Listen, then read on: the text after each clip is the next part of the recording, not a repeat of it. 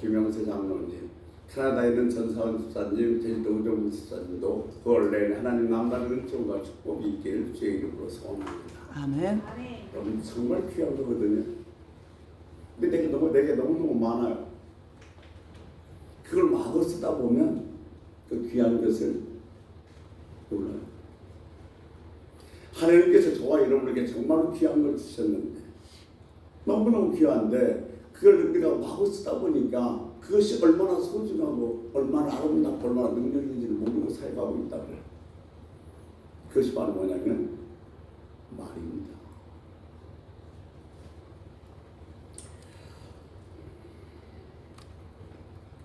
왜 사람들은 마음이 상하고 병들고, 어떤 사람은 인생을 행복하게 살고 어떤 사람은 인생을 불행하게 살고, 누구는 성공하고 누구는 실패하고, 왜 그렇게 인생이 나눠질까요? 물론 여러 가지 이유가 있겠습니다만 가장 중요한 건 약방의 감초처럼 빠지지 않는 이유, 말 때문에 그렇습니다.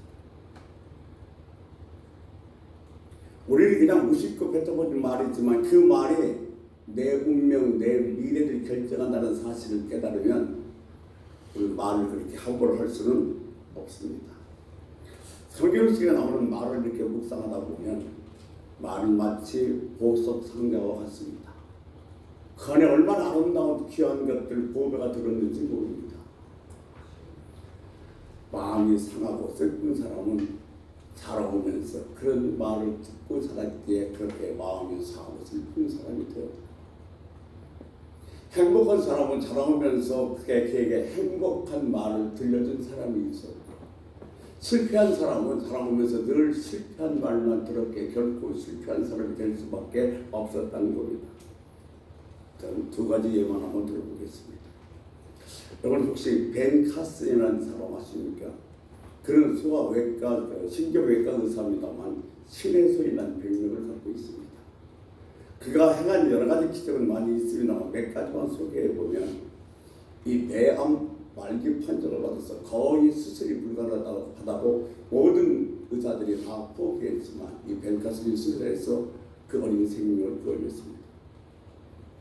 하루에 120번씩 발작하는 뇌전증 환자를 수술해서 깨끗하게 나아 새로운 생명을 주었습니다.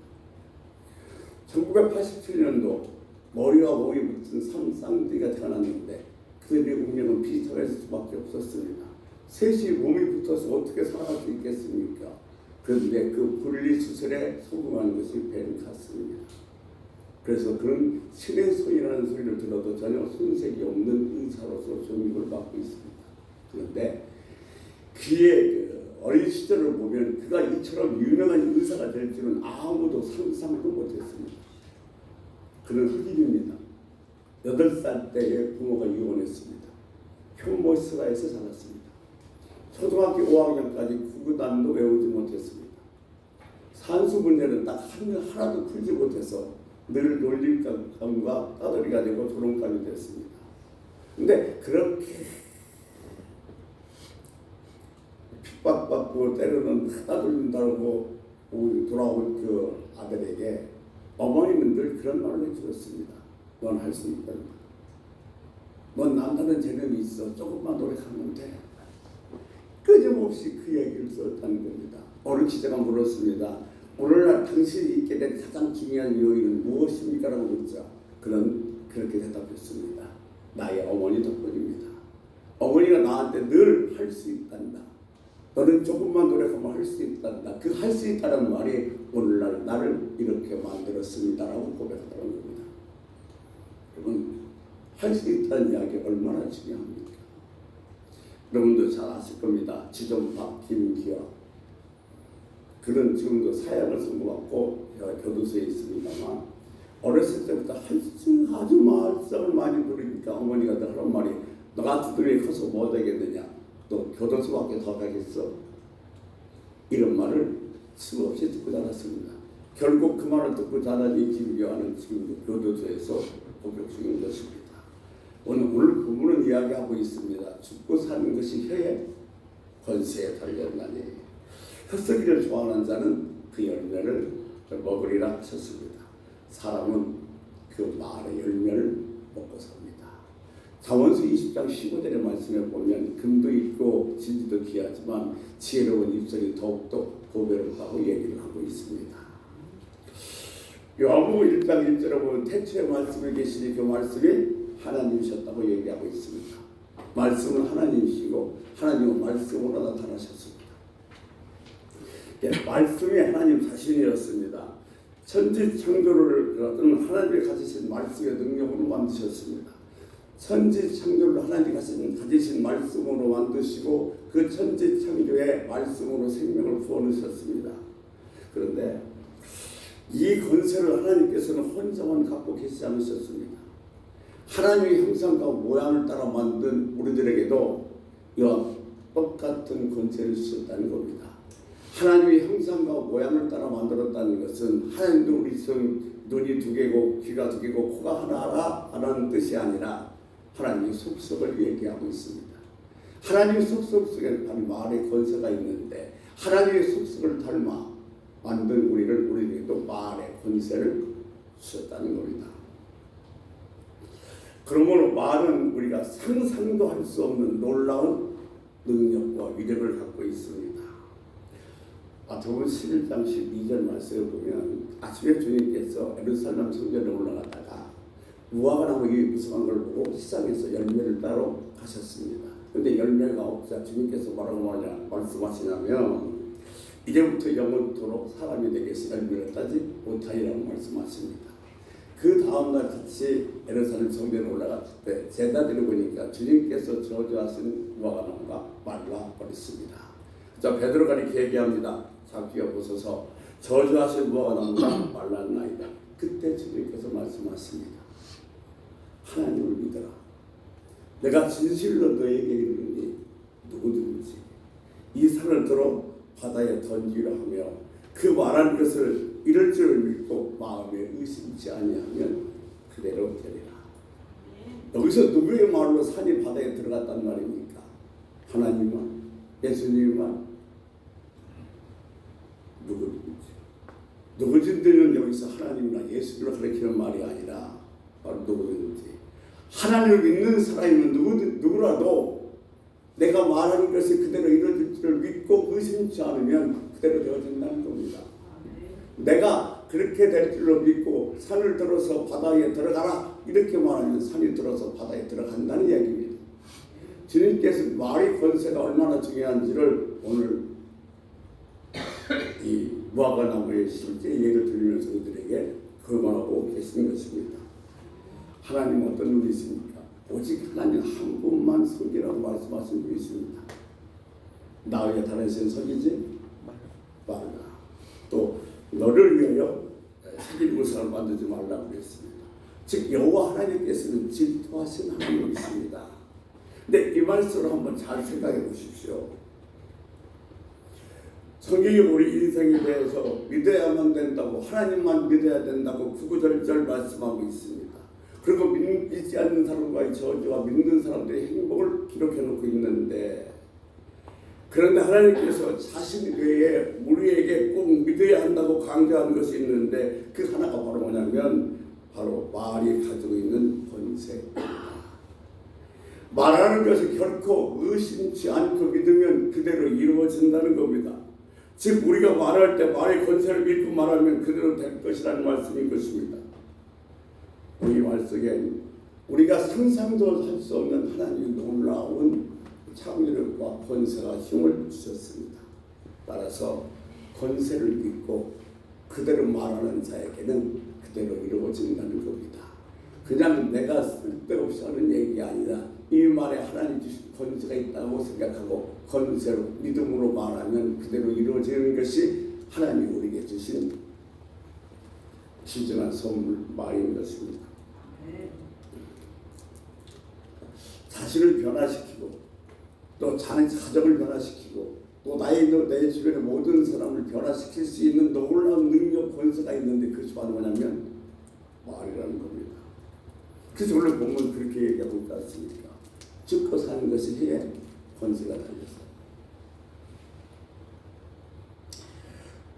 말은 우리들의 신경과 세포 조직을 지배합니다. 그러니까 우리들의 말이 우리들의 조직과 그 신체 세포를 죽이기도 하고 살리기도 한다는 겁니다. 그래서 예수님께서 베데스다 연못에서 38년 된 환자에게 묻습니다. 네가 낫고자 하느냐? 낫기를 원하나이다. 일어나 내 자리를 들고 가라. 예수님의 말씀에 그 병자는 일어나서 그 자리를 들고 걸어갔습니다. 예수님의 말씀의 능력이 병자를 일으켜 세운 겁니다. 근데 로마군인 백부장이 이 말씀의 권세를 기가 막히게 잘 알고 있던 사람입니다. 자기 하인이 죽은 걸렸습니다. 예수님께 고쳐달라고 나왔습니다. 주님께서 고쳐주라고 백부장 집에 가려고 하자 백부장이 이렇게 말합니다. 주님이 우리 집에 오시는 것을 감당치 못하겠습니다. 나는 그녀가 내 위에 상관도 있고 밑에 부하도 있습니다. 오라면 오고 가라면 갑니다. 주님께서 여기서 말씀을 하셔도 내 하인의 병은 나을 줄로 믿습니다.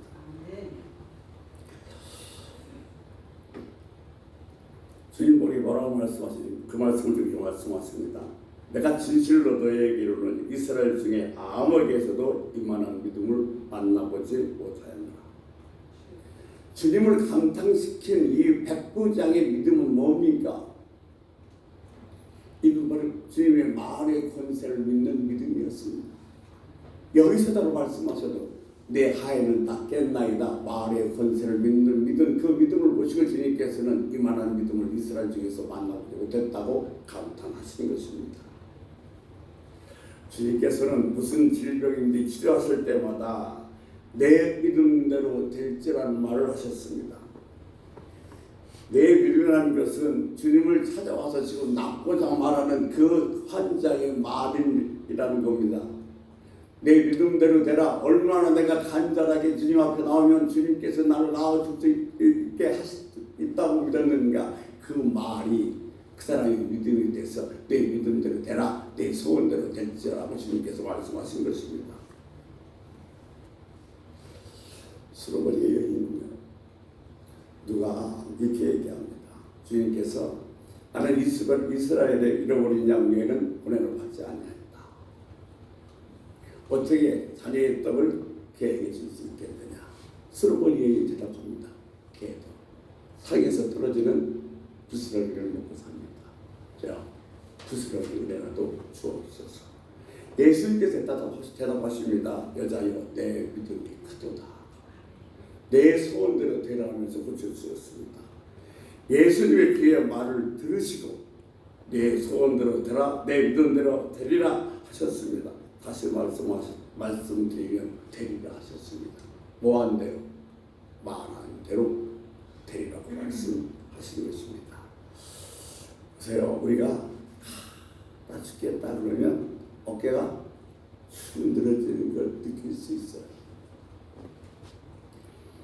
죽겠다고 하는 순간 우리 모든 조직과 세포는 죽을 준비를 한답니다. 살겠다고 말하는 순간 우리 모든 조직과 세포들은 뭐요? 살아날 준비를 한다는 거예요. 그래서 의사가 치료할 때 가장 중요하게 생각하는 요인 중에 하나, 환자가 살고자 하는 의지입니다. 말은 우리 신경과 세포를 지배합니다.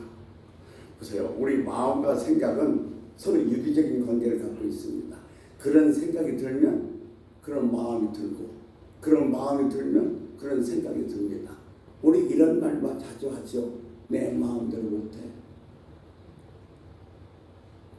우리 내 마음을 내 마음대로 할 수 없어요.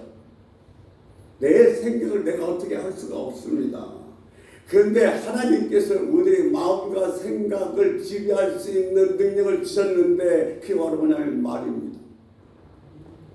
내가 어떻게 할 수 없는 내 마음과 내 생각을 무엇으로 말로 바꾸고 변화시키고 지배할 수 있다는 겁니다. 때문에 우리 마음과 생각이 말을 들을 때마다 그 변화되기 시작하고 그 말의 지배를 받기 시작하는 겁니다. 사람이 마음과 생각이 말에 의해 지배를 받고 변화되고 움직이는 겁니다. 사무엘서 6장 2절에 보면 이렇게 말씀하셨습니다. 내 입의 말로 내가 옳혔으니 내 입의 말로 내가 잡히게 되었느니라. 우리는 우리의 말로 내가 잡히게도 되고 얽히게도 되고 우리 말로 내가 살아나기도 한다는 사실인 것입니다. 여러분, 내 말로 나를 묻지 마십시오. 여러분들 잘 아시는 말씀입니다만 민수기 14장 28절 말씀 보면 하나님께서 뭐라고 말씀하셨냐면 내 삶을 두고 맹세하니 나는 너희 말이 내 귀에 들리는 대로 내게 시행하리라 하셨습니다. 하나님은 우리가 말하는 걸 들으시고 들으신 그대로 뭐요? 시행하시겠다는 겁니다. 아멘. 내가 말하는 것이 곧 나의 미래입니다.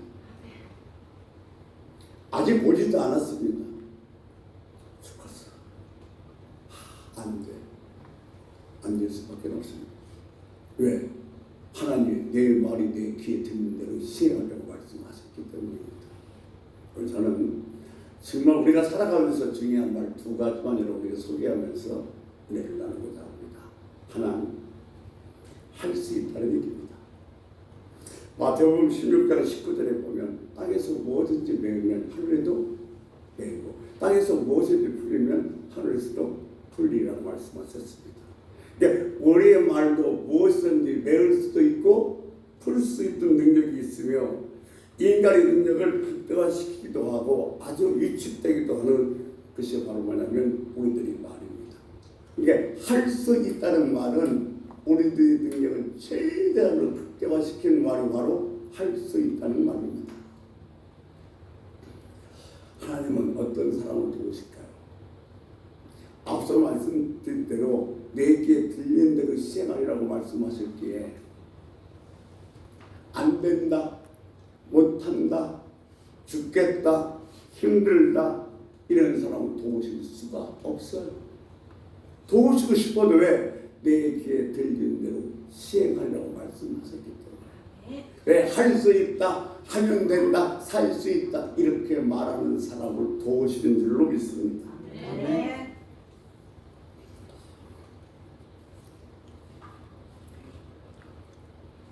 할 수 있거든 무슨 일이냐? 믿는 자에게 늙지 못한 일이 없느니라. 오늘 목사님 벽에다 이렇게 써놓으셨어요. 나는 물 위를 걸을 수 있다. 왜냐하면 하나님이 함께 하십니다. 그래서 거기 목사님 그 방에 놀러 온 다른 목사님 물었습니다. 목사님 이게 뭐요? 그렇잖아요. 나는 물 위에 걸을 수 있다. 왜냐하면 하나님 함께 하시니까. 그때 그 목사님 하신 말씀이 바로 빌립보서 4장 13절 말씀입니다. 할 수 있다는 무슨 말입니까? 믿는 자에게 늙지 못함이 없느니라. 여러분, 하나님께서는 저와 여러분에게 수시로 뭐라고 말씀하고 계시다면 두려워하지 말라 말씀하십니다. 누가 찾아봤대요? 성경에 두려워하라 몇 번 나오나? 그때 365번 나온답니다. 그래서 하나님께서는 365일 매일 똑같이 두려워하지 말라, 두려워하지 말라 매일 우리에게 말씀하고 계신다는 겁니다.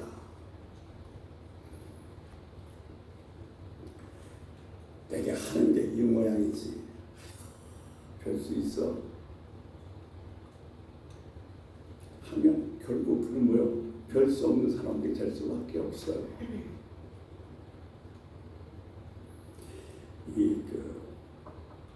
교도소에 가보면 실수로 들어온 사람들 말고 정말 범죄자들의 70% 이상이 잘하면서 늘 그런 얘기를 들었던 사람이라고 합니다. 넌 안 돼. 넌 틀렸어. 너 같은 놈이 교도소나 같이 갈 수 있겠어? 거의 그런 말을 듣고 자란 아이들이 형무소에 와 있다는 사실은 우리를 긴장시킬 수밖에 없습니다. 그러므로 넌 할 수 있어. 넌 뭐든지 할 수 있어. 조금만 힘내. 하나님께서 너를 도우실 거야. 너와 함께 하실 거야. 이렇게 말하는 사람이 곧 행복을 만드는 사람입니다. 그러니까 지금 힘들고 좌절하고 주저앉아 있는 사람에게 그 사람을 일으키는 방법, 그 사람을 행복하게 하는 방법, 너는 할 수 있어. 하나님이 도우실 거야. 그 말이 다른 사람을 행복 행복하게 만드는 말이고 동시에 대단한 능력이 있는 무기임을 잊으시기 바랍니다. 할 수 있다는 말은 꼭 남에게만 주는 선물이 아니라 내 스스로에게도 줄 수 있는 놀라운 선물입니다. 난 할 수 있어. 난 할 수 있어. 그렇게 말하는 순간 내 신체의 모든 조직과 세포는 살아날 준비를 하고 있는 것입니다. 더 잘 아시겠습니다만 똑같잖아요. 가나안 땅에 갔던 12명의 정탐꾼 10명은 돌아와서 그들은 너무 거인이라 우리는 메뚜기 같다고 얘기했습니다. 그자 갈렙과 여호수아가 옷을 찢으면서 뭐라고 얘기하냐면 그들의 주인은 떠났고 하나님이 우리와 함께 계시면 그들이 우리 밥이라고 얘기합니다.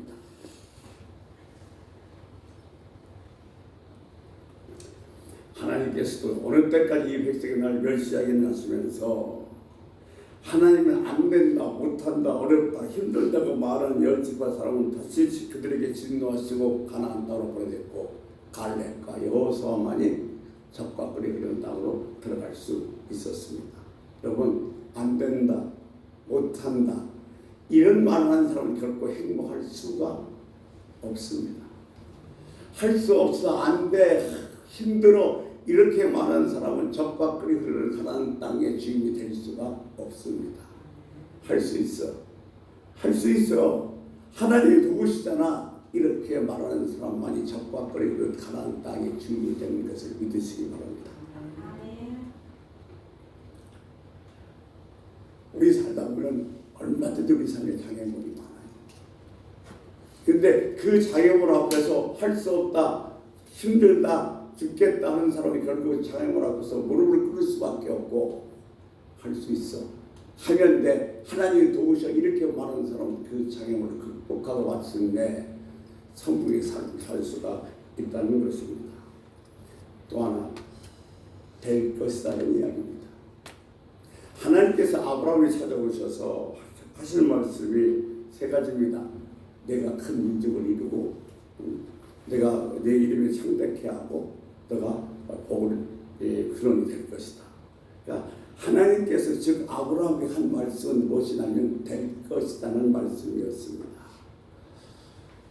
아브라함에게 주신 될 것이라는 말씀이 얼마나 다른 사람들을 행복하고 나를 행복하게 만드는 말인지 모릅니다. 안드레가 베드로를 데리고 왔습니다. 그때 주님께서 뭐라고 말씀하시냐면 내 이름은 지금 흔들리는 갈대같지만 앞으로는 뭐요? 반석이 될 것이냐 그랬습니다. 결국 그래서 베드로가 뭐요? 그 말씀대로 반석이 되었다는 겁니다. 여러분, 이 될 것이라는 이 말씀은 주님의 말씀이 될 것이라게 된 것처럼 그 말의 권세도 우리들에게 주어지게 우리를 또 될 것이다 말하는 순간 그렇게 되어진다는 사실을 잊어서는 안 됩니다. 우리는 하루에도 너무도 많은 말을 합니다. 그냥 그 말은 그냥 허구가 돼서 흩어져 없어지는 것이 아니라 반드시 열매를 맺게 되어 있습니다. 내 말이 다른 사람을 살리기도 하고 죽이기도 하고 나를 살리기도 하고 죽이기도 한다는 사실 기억하십시오. 할 수 있다. 될 것이다. 우리가 천재 그러면 딱 떠오르는 사람이 누구예요? 뭐 두말할 것이 아인슈타인입니다. 그런데 그는 4살까지 말도 제대로 못했고 초등학교 생활기록부에 보면 그는 전혀 가능성이 없다고 그랬습니다. 결국 그래서 학교에서 뭐요? 퇴학당했습니다. 그런데 공부를 못해서 손바닥에 멀겋도록 매를 맞고 온 그 아들에게 어머니는 아인슈타인을 보고 그 손을 호호 불어주면서 애야 너는 될 것이야. 너는 될 것이야. 너는 남다른 재주를 갖고 있어. 아주 훌륭한 사람이 될 것이라고 계속해서 말해줬다는 겁니다. 그러니까 전혀 가능성이 없어서 학교에서 퇴학했던 아이가 어머니가 너는 될 것이라는 말이 세계적인 천재로 만들어버린 것입니다. 아인슈타인 어머니뿐만 아니라 우리들의 말도 그런 능력을 갖고 있습니다. 여러분 절대로 잊지 마십시오. 될 것이야. 잘 될 것이야. 좋아질 것이야. 행복할 것이야. 그 말이 상대방을 행복하게 만들고 나도 행복하게 만든다는 사실입니다. 한 집사님 아들이 교회에 와서 피아노를 11개 치고 있습니다. 피아노는 안 배웠으니까 그럴 수밖에 없지요. 막 띵동띵동 그러니까 그걸 듣고 있던 어머니가 아이를 나오랍니다. 너 뭐하는 짓이야? 시끄러워 그러지 마. 근데 그것을 보고 있었던 목사님도 그 아이가 기가 죽는 것이 안타까워서 이렇게 말했습니다. 아이고 집사님 그러지 마세요. 이 아이는 나중에 커서 아주 훌륭한 반주자가 될 거예요. 근데 그 말에 이 아이가 안에서 그래도 반주자가 되고 싶다는 생각이 떠오르기 시작하면서 사촌형이 집에 가서 몰래 그냥 견눈으로 피아노를 배우기 시작해요. 저는 어느 교회 반주자가 됐고 성교단의 최고의 반주자가 되었다는 겁니다. 그 목사님이 딱 한마디, 이 아이는 커서 훌륭한 반주자가 될 거야.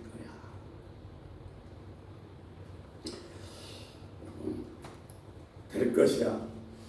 좋아질 것이야. 그 말을 심어주면은 그것이 되어지고 사라지는 겁니다. 사랑하는 성도 여러분, 말이 사람을 돕고 말이 사람을 살리고 말이 사람의 미래를 만듭니다. 여러분 행복을 주는 말을 끊임없이 듣고 자란 사람은 행복해지고 불행해지는 말을 듣고 자란 사람은 불행해질 수밖에 없습니다. 여러분 말에 여러분 자신뿐만 아니라 다른 사람을 살리기도 주기도 하는 권세가 있다는 사실을 기억하셔서 말이 참 없어. 잊지 마십시오. 아멘. 할 수 있다. 될 것이다. 아멘. 정말 무던한 사람 아인슈타인을 될 것이라는 말이 세계적인 천재를 만들었고 문제의 벤카쇼를 할 수 있다는 말이 신의 성이라는 별명을 가진 세계적인 의사로 만들었습니다. 저는 오늘 9월 첫째 주일날 여러분의 진심으로 부탁을 드립니다. 여러분을 위해서 할 수 있다. 될 것이다. 이 말로 말미암아 여러분뿐만 아니라 다른 사람도 살리는 행복한 사람 되시기를 주의 이름으로 축원합니다. 우리 주여 한번 크게 부르고 통성으로 기도하시자. 그래, 나는 앞으로 절대로 부정적인 말을 하지 않겠어. 나는 될 것이다. 할 수 있다는 말만 하며 살겠다고 우리 통성으로 기도하면서 결단하시다가 자연스럽게 마무리하겠습니다. 주여 한번 부르시고 통성으로 기도하시겠습니다. 아버지,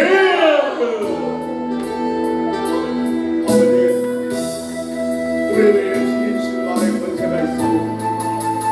내 말을 할 수